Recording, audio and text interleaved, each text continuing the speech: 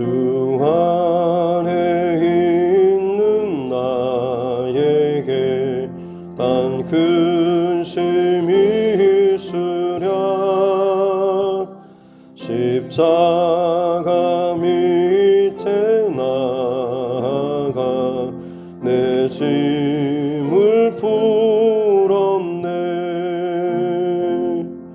주님을 찬송하면서 할렐루야 할렐루야. 내 앞길 멀고 험해도 나 주님만 따라가리. 그 두려움이 변하여 내 기도 되었고,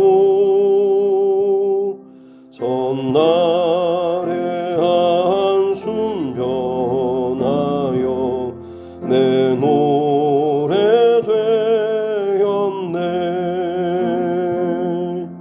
주님을 찬송하면서 할렐루야 할렐루야. 내 앞길 멀고 험해도 나 주님만 따라가리. 내 주는 자비하셔서 늘 함께 계시고, 내 궁핍함을 아시고 늘 채워주시네. 주님을 찬송하면서 할렐루야 할렐루야. 내 앞길 멀고 험해도 나 주님만 따라가리. 내 주와 맺은 언약은 영 불변하시니, 그 나라 가기까지는 늘 보호하시네.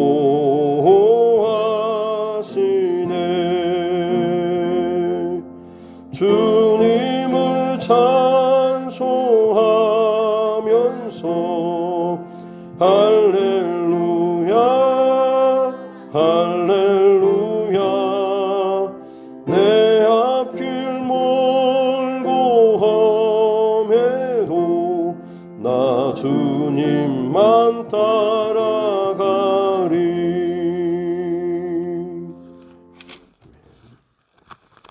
찬송가 70장 찬송 하나 더 드리겠습니다. 찬송가 70장 통합찬송 79장입니다. 찬송가 70장 통합찬송 79장입니다.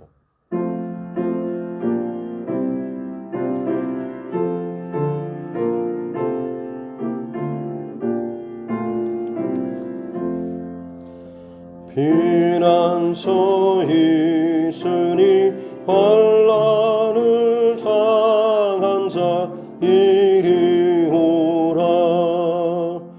땅들이 변하고 물결이 일어나 산 위에 넘치되 두렵찬데, 이방이 떠들고 나라들 모여서 진동하나,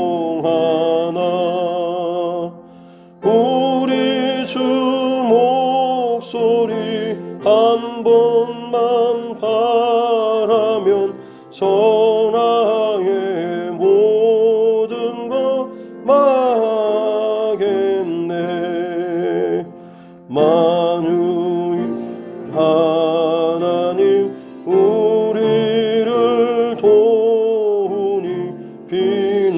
용서요. 세상의 난리를 그치게 하시니 세상의 장검이 쓸데없네. 높으신 하나님 우리를 구하니 할렐루야. 괴로움이 심하고 환난이 극하나 피난처 되시는 주 하나님.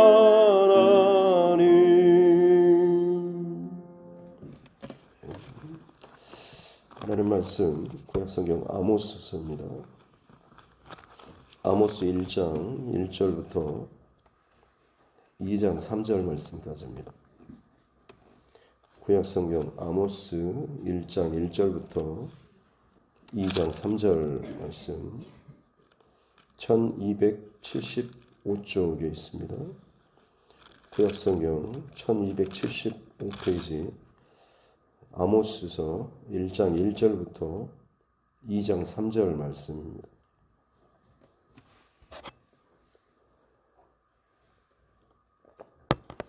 아모스 1장 1절부터 2장 3절 말씀 같이 함께 합독하겠습니다.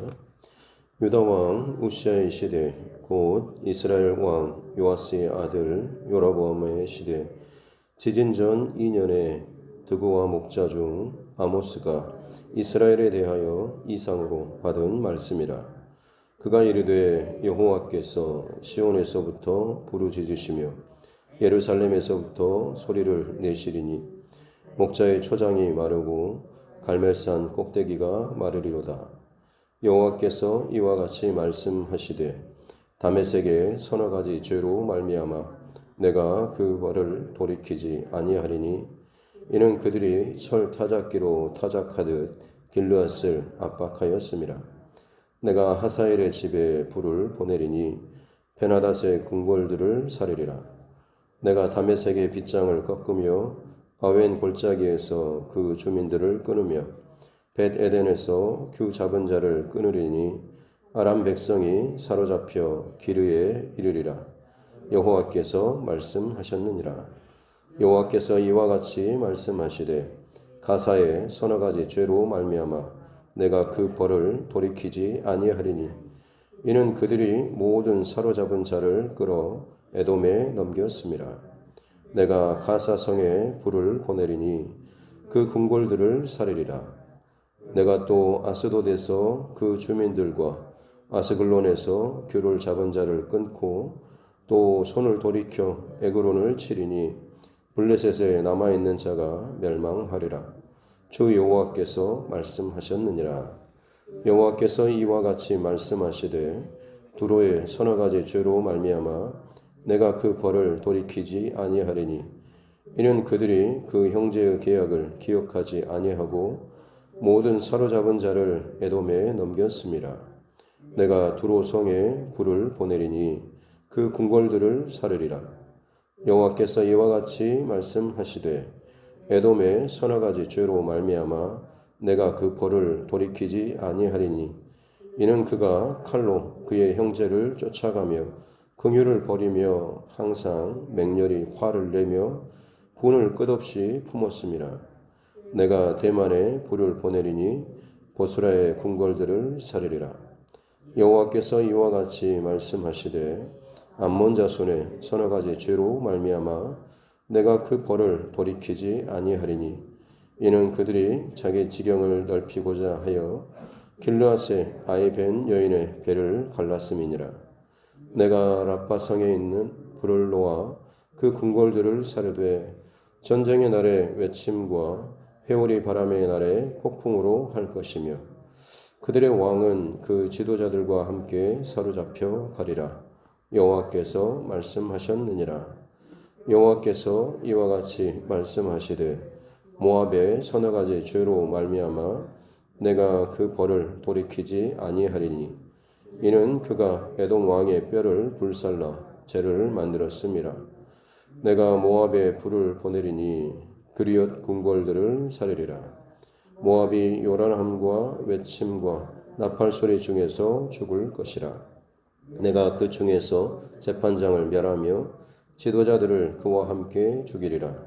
여호와께서 말씀하시니라. 아멘. 아침에 손을 얹고 함께 따라 선포하겠습니다. 하나님은 나를 사랑하십니다. 나는 그 사랑 안에 있습니다. 하나님께서 오늘 나에게 말씀하실 것입니다. 나의 마음은 하나님을 향해 열려 있습니다. 아멘. 요일서를 마치고 오늘 이제 아모스서를 함께 또 시작합니다. 1장 1절은 배경, 이 아모스 선지자가 활동하던 그 배경에 대해서 나와 있는데요. 남유다의 우시야 왕의 때입니다. 우시야 왕에 관한 기록들은 열왕기 또 역대기 기록이 되어 있는데 처음에는 하나님 앞에 참 정직하게 바르게 잘 순종하며 나아갔던 왕입니다.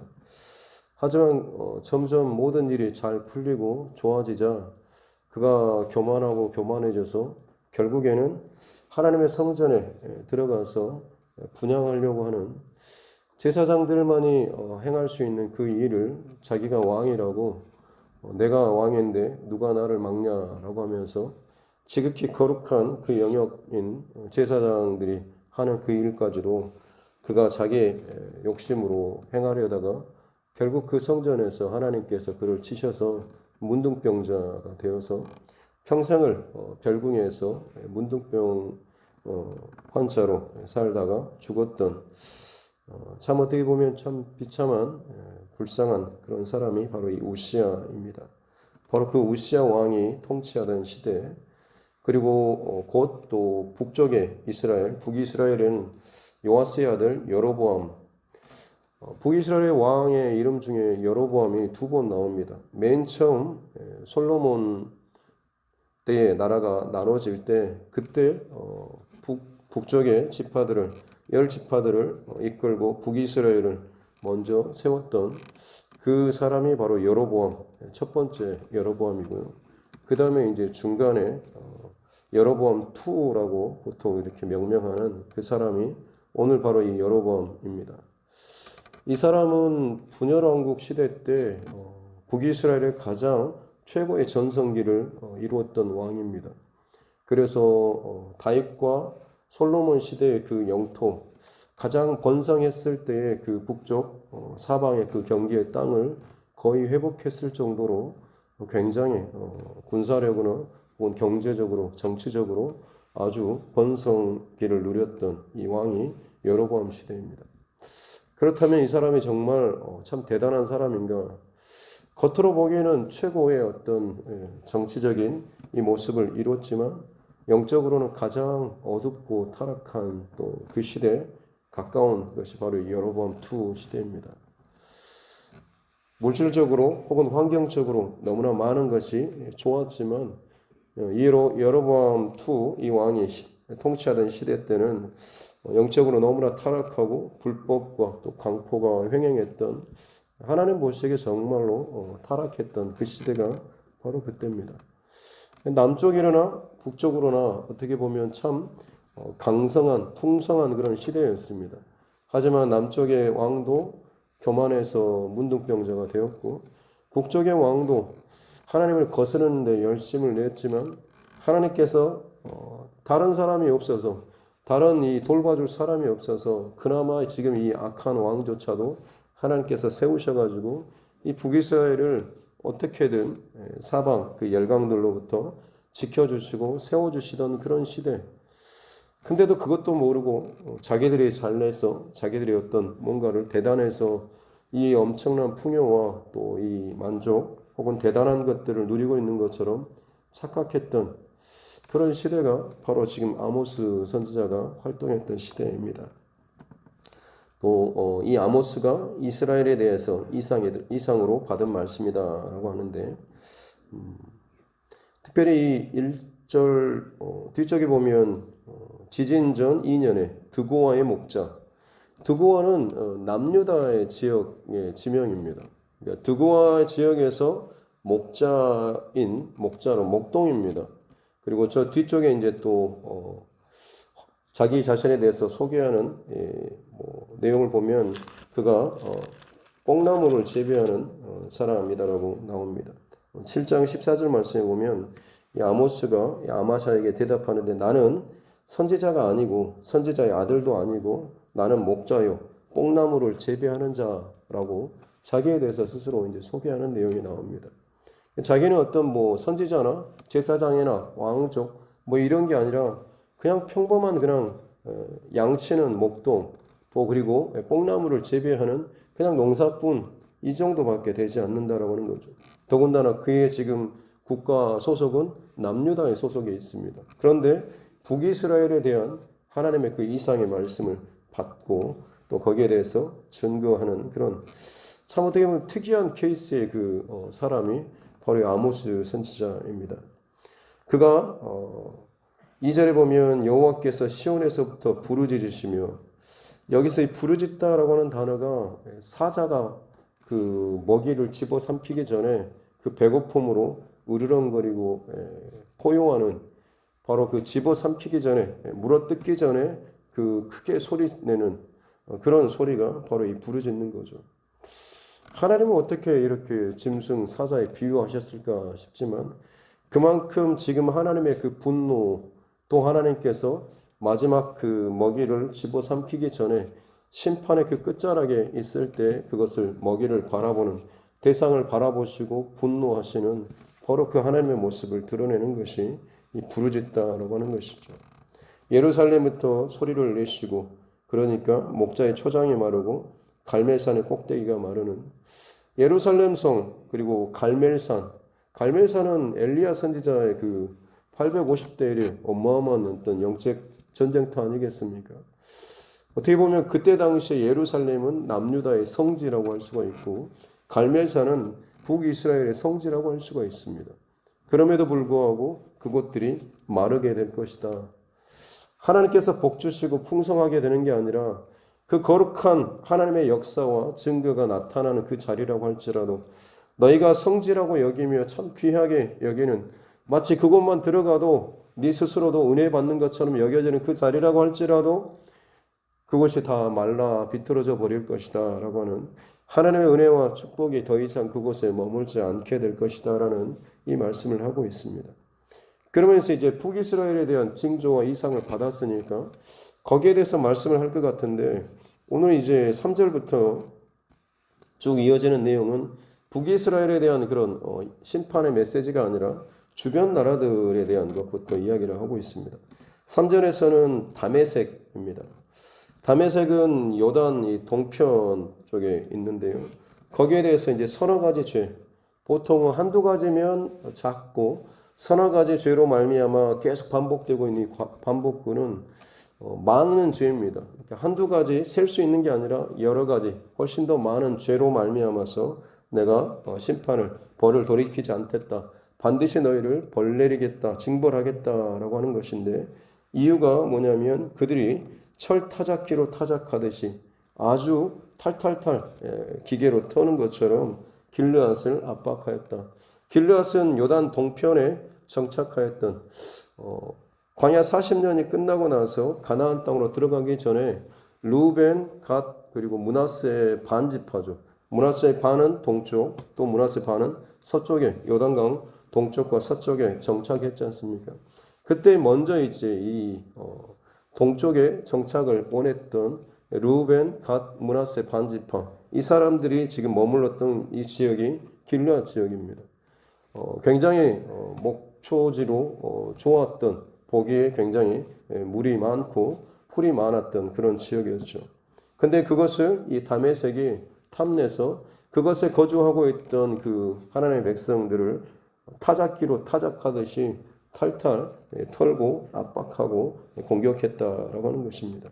그래서 하나님께서는 불로 하사엘의 그 다메섹의 그 왕의 집에 불을 내리고 그들을 꺾어서 마지막 5절 끝에 보면 아람 백성이 사로잡혀 키르라고 하는데 고대 문서에 보면 이 기르가 이 아람 민족이 맨 처음 출발했던 그들이 어떻게 보면 고향과도 같은 지역이 기르라고 합니다. 보통 고향을 떠날 때 내가 성공해서 떠나겠다라고 하지만 지금 이 기르로 다시금 돌아가게 될 것이다라고 하는 것은 하나님께서 그들을 징벌하시고 불을 내리시고 멸하심으로 말미암아 돌아가는 거죠. 어떻게 보면 성공해서 고향으로 돌아가는 게 아니라 망해서 돌아가는 거죠. 왕이 죽고 혹은 그들의 나라가 망하고 그래서 그나마 몇몇 남은 사람들이 원래 고향으로 돌아가서 그냥 조용히 지내는 이제는 더 이상 아무런 흔적도 없이 그냥 지내는 그런 상황에 이르게 될 것이다라고는 그런 말씀입니다. 6절부터는 가사와 또 8절에 보면 아수도, 아스글론 그리고 에그론 이것은 블레셋의 다섯 방백 다섯 그 지역을 위성 여러 가지 도시들을 말하는데 블레셋은 5개 그 도시 연합 국가입니다. 그 중에 지금 여기에 나온 것이 가사라고 하는 성, 아스돗, 아스글론, 에그론, 가드만 좀 빠지긴 했는데 어쨌든 전체 이 블레셋의 다섯 도시를 다 포함하고 있습니다. 그래서 그들 또한 하나님께서 불로 멸하시겠다라는 그 말씀을 하고 있죠. 9절에는 두로의 서너 가지 죄. 그 이유가 뭐냐면 그가 형제의 계약을 기억하지 않고 사로잡은 자를 에돔에 넘겼다. 형제의 계약이라고 했을 때 두로 하면 생각나는 것이 솔로몬과 다윗 시절 때 솔로몬 성전 지을 때 두로 왕 히람이 성전 지을 때 그 나무를 제공해주고 솜씨 좋은 기술자들을 보내서 성전 짓는 데 도움을 줬던 형제 마치 우애에 있는 것처럼 상당히 잘 지냈던 그런 관계입니다. 근데 이 이스라엘과 남유다가 하나님의 징계로 멸망을 당할 때 그들이 그 형제의 그 우애를 저버리고 오히려 그 도망치는 그 자들을 붙잡아서 에돔에다가 넘기는 그런 배신의 행위를 했다라고 하는 것이죠. 11절에 보면 에돔의 서너 가지죠. 에돔은 에서의 후손들입니다.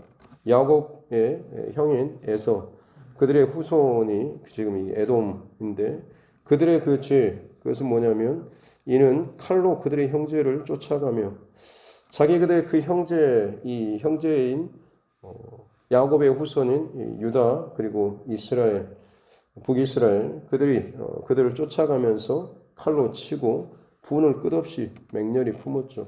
어떻게 보면 본인이 장자인데 동생이 그것을 가로챘다라고 하는 그런 마음들이 분냄이 그의 후손들 안에도 늘 불만으로 가득해 있었고 그것이 망할 때에 자신들도 덩달아서 거기에 더해가지고 칼로 그 화를 풀었다라고 하는 그런 내용입니다. 그래서 12절에 대만에 바로 이 에돔 땅의 최남단의 도시가 대만이고요. 그 다음에 보스라는 에돔 지역의 최북단의 그런 주요 도시입니다. 그러니까 남단과 북단의 주요 도시에 내가 불을 내려 불살이라라고 하는 것은 그 전 땅을 모든 지역을 내가 심판하겠다라는 그런 말씀이죠. 13절부터는 이제 암몬 자손입니다. 그리고 2장 1절에 보면 모압입니다. 모압과 암몬은 우리가 아는 것처럼 아브라함의 조카 롯 그의 딸들이 아버지를 술을 먹이고 동침해서 자식을 낳아서 그 후손들이 세운 나라가 바로 이 모압과 암몬이죠. 그들이 행하는 행동을 보면 13절 끝부분에 보면 자기 지경을 넓히고자 자기 땅을 넓히고자 자기 욕심, 자기 만족을 위해서 이 길르앗의 아이벤 여인의 그 배를 갈랐다는 참 잔인한 그런 행위를 했던 모습이 나오고 있습니다. 또 2장 1절 중후반절을 보면 이는 그가 에돔 왕의 뼈를 불살라 재를 만들었다라고 하는 당시 어떻게 보면 굉장히 잔인하고 끔찍한 보복성 그런 행동을 했습니다.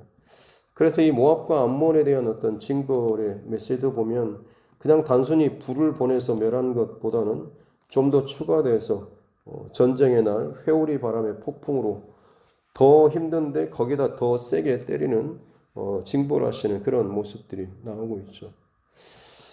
궁금증은 그겁니다. 지금 아모스 선지자는 북이스라엘에 대한 그런 하나님의 그 메시지를 받았다라고 했는데 북이스라엘에 대한 이야기는 이제 2장 6절부터 나옵니다. 2장 4절부터 5절은 남유다에 대한 그런 징벌의 메시지가 계속해서 이어지고 있습니다. 이게 무슨 일이냐면 북이스라엘 정작 심판의 메시지를 받아야 될 그 북이스라엘은 그대로 일단 놔주고 그 주변에 있는 그 나라들에 대해서 하나하나 하나님께서 죄를 너희들은 이것 때문에 심판받고 너희들이 이것 때문에 하면서 북이스라엘 주변에 있는 모든 그 나라들의 하나하나 것들을 드러내시면서 징벌하시겠다라는 이 말씀을 하고 있는 거죠. 북이스라엘의 처음 이야기를 들었을 때는 그럴 겁니다. 그래, 그놈들은 하나님 믿지도 않고 정말 끔찍하게 죄를 잘 짓는 녀석들이지. 벌 받아 마땅해라고 하는데 점점 이 지역이 저 먼 곳에서 점점 이 북이스라엘의 가까운 지역의 그 나라들로 지금 심판의 메시지가 다가오고 있습니다. 이 말은 어떤 의미에서 보자면 남이 당하는 것에 대해서 징벌받고 하는 것에 대해서 그건 당연해라고 하면서 자기 자신을 돌아보지 않는 것이 아니라 그 다른 사람이 다른 어떤 민족이 하나님 앞에 심판받고 징계받는 그 모습을 보면서 너희 또한 속으로 두려웠고 떨면서 하나님 앞에 회개해야 한다라고 하는 것이죠. 그럼에도 불구하고 북이스라엘 전혀 그런 마음 없이 말씀드렸지만 지금 당장 최고로 힘이 있고 부하고 잘 나갔기 때문에 여전히 하나님의 뜻과는 상관없이 죄악을 짓고 지냈던 것이죠. 그래서 결국에는 그들 또한 2장 6절부터 마지막 아모스가 끝나는 9장 끝까지 북이스라엘의 모든 죄 하나하나를 낱낱이 하나님께서 다 이야기하시고 들춰내시고 이것 때문에 너희들은 망하게 되고 이것 때문에 너희는 징벌받게 된다라고 하는 이 내용들을 쭉 이어가는 것이 이 아모스서의 전체적인 내용이라고 할 수가 있겠습니다. 궁금한 것은 그것이요. 남유다의 사람이 어떻게 북이스라엘 가서 이런 사역을 했을까라고 하는 것. 왜 북이스라엘에 하나님의 선지자들, 주의 종들이 없었을까? 없었습니다. 그만큼 북이스라엘이 하나님의 마음을 담고 하나님의 마음을 쏟아붓고 전달해 줄 그 하나님의 선지자, 예언자, 주의 종이 그 땅에 없었다라고 하는 거죠. 그래서 심지어 남유다의 제사장도 왕의 후손도 선지자의 후손도 아닌 그냥 목동, 뽕나무 재배하는 그 사람, 갑자기 하나님께서 그 사람을 불러다가 북이스라엘로 다른 나라로 보내가지고 하나님의 말씀을 전하게 하고 있는 바로 이것이 아모스서의 참 특징이라고 할 수가 있겠습니다. 아모스라고 하는 이 사람의 이름의 뜻은 짐을 지는 자라는 뜻입니다. 어떤 짐을 지는 것일까요? 하나님의 말씀에 짐을 지고 가는 자, 그가 아모스일 것입니다. 또한 자기가 범죄하고 죄악 가운데 있는지도 모르는 그 북이스라엘 혹은 그 사람들을 위해서 스스로 남의 짐을 지고 가는 사람이 바로 이 아모스일 것입니다. 그래서 아모스는 어떤 의미에서 보자면 우리 예수님을 잘 드러내고 있습니다. 세상 죄를 짊어지고 가시는 어린 양 되신 예수 그리스도. 하나님의 말씀을 누구 하나 제대로 받지 못하고 그 앞에 정직하게 반응하지 못할 만큼 세상의 풍요와 부요와 즐거움에 취해서 하나님께서 아무리 사자가 울부짖는 것처럼 포효함에도 불구하고 듣지 못하고 깨닫지 못하고 알지 못하는 바로 그 나라와 그 민족과 그 사람들을 향하여서 아무 자격도 안 되지만 그냥 볼품없는 목수의 아들처럼 누구라도 쉽게 하찮게 무시할 만큼의 그런 사람이지만 그럼에도 불구하고 아버지의 마음과 아버지의 말씀을 가지고 저들에게로 다가가서 증거하고 말씀하며 또 그 짐을 끝까지 지고 가시는 그 예수님을 닮은 사람이 바로 아모스일 것입니다. 오늘 우리가 사는 이 시대에 참 어느 시대보다 참 많이 부유하고 배부르고 잘 살기 좋은 그런 세상입니다.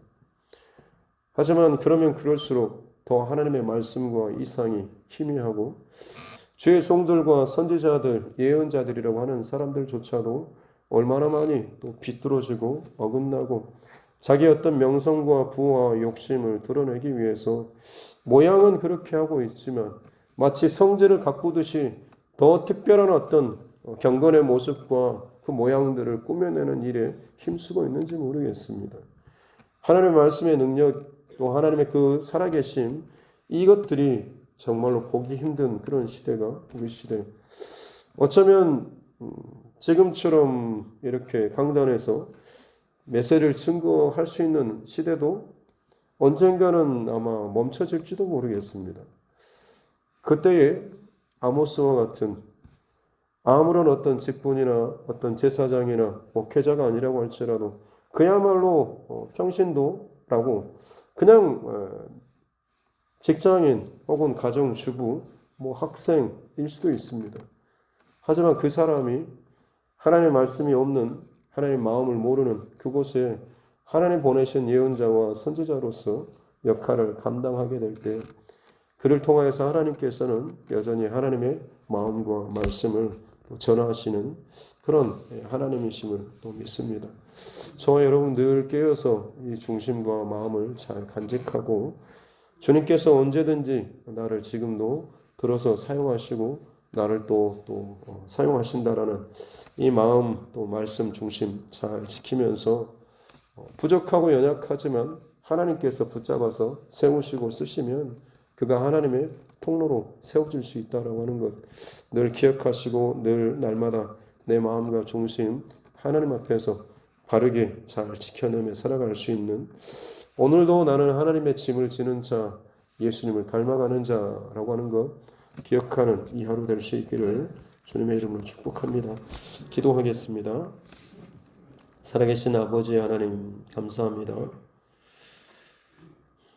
드고아의 목자 아모스가 하나님의 부르심과 택함을 받고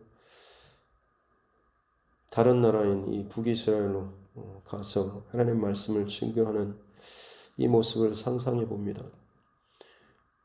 다 배불러 있고 다 만족해하고 하나님의 말씀을 듣기 싫어하는 아무리 외쳐도 사자가 포효하는 것처럼 외쳐도 듣기 싫어하고 또 무시하고 또 외면하는 그 시대 가운데 참 대단한 능력자가 아니라 참 볼품없는 드고아의 목자, 뽕나무 재배하는 그 농사꾼을 하나님께서 택하시고 사용하시는 이 모습을 통하여서 여전히 하나님께서 모든 시대마다 악하고 음란하고 타락한 시대조차도 어떻게든지 하나님께서 말씀의 공급을 끊어지지 않도록 하기 위해서 듣고 전할 자가 없는 그 땅에도 하나님께서 하나님의 사람을 보내셔서라도 이렇게 하나님의 일과 또 하나님의 말씀을 흘려보내고 계심을 또 기억하는 우리 모두 되게 하여 주시옵소서.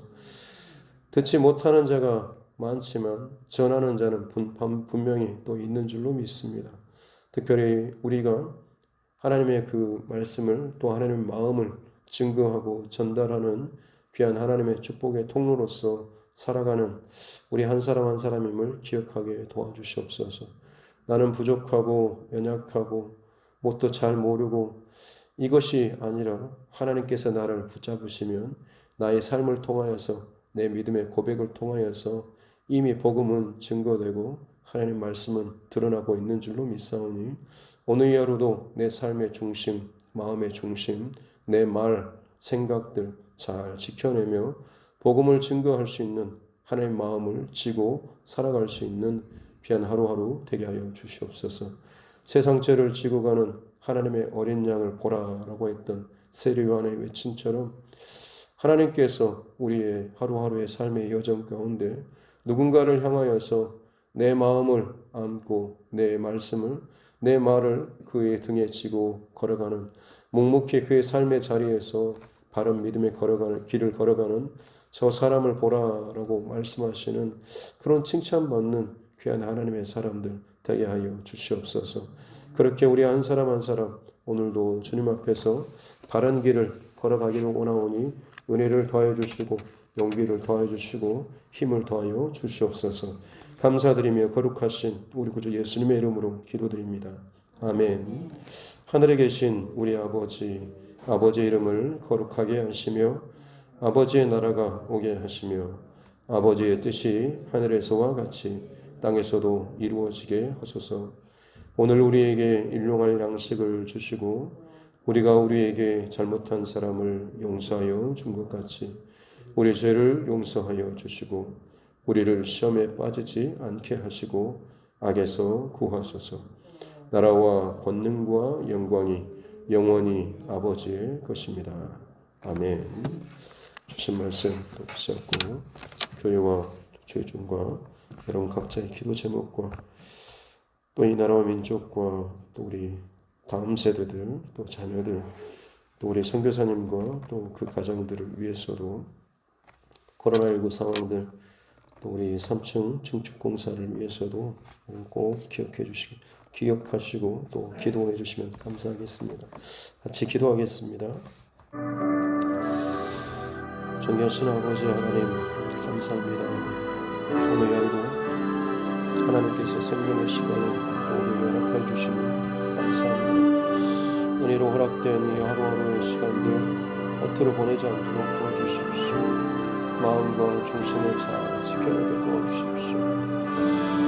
하나님의 마음을 증거하고 전할 자가 없어서 남유다의 참 드고아의 목자 뽕나무 재배하는 사람 그 사람을 하나님께서 택하시고 부르셔서 그 북이스라엘 그 땅으로 보내셨던 그 아버지의 마음을 우리가 기억하기를 원합니다. 너무나 배부르고 잘 먹고 잘 살고 풍요했고 땅이 넓었고 가진 것이 많았던 그 사람들에게 하나님의 마음을 증거했던 이 드고아의 목자 이 아모스와 같이 오늘 참 배부르고 넉넉한 세상 것에 만족하는 이 세대를 향하여서 이 세상 사람들을 향하여서 이 하나님의 말씀의 짐을 지고 살아갈 수 있는 이 드고아의 목자 아모스와 같은 자로 우리가 살아갈 수 있도록 은혜를 더하여 주시옵소서.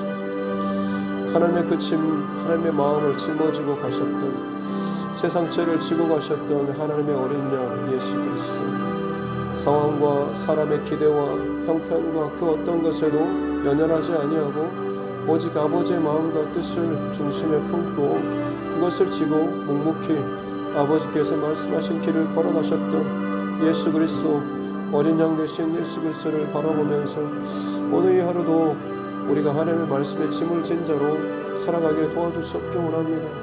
특별한 목회자나 혹은 주의 종이나 혹은 어떤 선지자뿐만 아니라 우리 모든 사람이 오늘 이 시대 가운데 하나님의 짐을 진 자로 하나님의 말씀을 받은 자로서 살아가는 이 아모스와 같은 그런 삶을 살아야 될 줄로 믿습니다. 가정에서, 직장에서, 학교에서, 교회에서 어느 곳에든지 아버지의 마음을 주님께서 내게 주신 이 믿음의 짐을 우리가 지고 살아가게 도와주시옵소서. 신앙생활을 하는 게 왜 이렇게 힘드냐, 어렵냐, 왜 이렇게 제약이 많냐, 왜 나는 마음껏 즐기지 못하냐, 왜 마시지 못하고 누리지 못하냐, 세상 것에 대한 그 부러움과 한탄의 말을 할 것이 아니라 내게 부어주신, 내게 말씀하여 주신, 내게 지워주신 그 하나님의 짐이 그냥 단순한 부담의 짐이 아니라 생명을 살리고 정말 아버지 하나님의 그 말씀이 꺾이지 않고 무뎌지지 않고 전달될 수 있는 그 귀한 통로로 쓰임받고 살아가는 것임을 기억하며 우리 하루하루의 삶이 얼마나 하나님 앞에서 참 귀하고 복된 삶인가라고 하는 것을 우리가 잊지 않고 살아갈 수 있도록 은혜를 더하여 주시옵소서. 오늘도 고단한 삶을 살고 오늘도 때로는 마음이 불편한 상황 가운데 있다 처해진다고 할지라도 나를 통하여서 영광 받기를 원하시고 나를 통하여서 하나님의 말씀을 또 증거하시고 흘려보내시는 그 하나님의 일하심 또 하나님의 공급하심 우리가 잊지 않고 그 하나님의 그 도구로 하나님의 그 귀한 또 통로로 또 사용되고 살아갈 수 있는 이 하루하루에 더욱더 감사할 수 있는 우리 삶들 되게 하여 주셨기 원합니다. 특별히 성령의 도우심과 감동하심과 인도하심을 통하여서 맡겨주신 말씀과 주님 마음 또 말씀들 잘 또 우리가 증거하고 흘려보낼 수 있는 삶으로 살아낼 수 있는 은혜의 사람들 되게 하여 주셨기 원합니다. 말씀과 이상이 희미한 시대, 물이 너무나 많고 설교가 많고 또 예배가 많은 시대이지만 진정 하나님께서 받으실 만한 그런 예배가 참 희귀해져 버린 홍수와도 같이 말씀의 홍수 또 예배의 홍수의 시대에 살면서도 진정 그 메마른 갈급한 그 영혼들이 살아나는 그 일들이 너무나 어려워지는 그런 시대 가운데 우리가 살고 있습니다. 아버지 하나님, 이 두드림 교회를 더욱더 붙잡아 주십시오. 예배할 때마다 기도할 때마다 하늘문이 열려지고 하나님께서 기뻐하시는 놀라운 역사가 우리 교회 가운데 나타나게 도와주시옵소서. 은혜를 더하여 주시옵기 원합니다. 전심으로 하나님 앞에 마음을 찢고 통회하며 자복하며 나오는 주의 백성들이 일어나게 도와주시옵소서. 주께서 붙여주신 귀한 영혼들이 이곳에서 예배할 때마다 기도할 때마다 그들의 상한 마음들이 하고 왜곡된 생각들이 하나님 고다지게 도와주시고 회복되게 도와주시고 위로받게 도와주시고 다시금 하나님의 은혜와 능력 안에서 비전을 회복하고 말씀을 회복하고 은혜로 하나님 앞에 나아갈 수 있는 주님 축복하여 주시옵기 원합니다. 그렇게 성령의 심령 붙잡아 주심과 또 기름 부어 주심으로 말미암아서 늘 하나님의 은혜 가운데 살아갈 수 있는 우리 귀한 성도님들 될 수 있도록 아버지 하나님 축복하여 주시옵기 원합니다. 이 마지막 시대 가운데 늘 깨어서 주의 마음을 지고 걸어가는 귀한 하나님의 사람들 되게 하여 주시옵소서. 오늘도 내게 주어진 그 십자가의 그 모습, 내 곁에 내 몫에 그 지어진 그 십자가를 기쁨으로 감사함으로 하나님 지고 걸어갈 수 있는 찬송하며 주님께로 걸어갈 수 있는 귀한 하나님의 사람들 되게 하여 주시옵소서. 나로서는 부족하고 연약하고 지치고 곤비하며 넘어질 때가 많고 또 그것을 피하고 싶은 마음도 있겠지만 내 생각과 내 판단과 내 결정으로 그것들을 끝내지 않도록 도와주십시오. 아버지 하나님께서 내게 주신 말씀에 끝까지 순종하며 따라감으로 그 말씀이 내 삶의 결론이 되는 이 하루가 되게 하여 주시옵고 그렇습니다. 하나님, 내가 누구든지 간에 내 지위나 직분이나 내 신앙의 경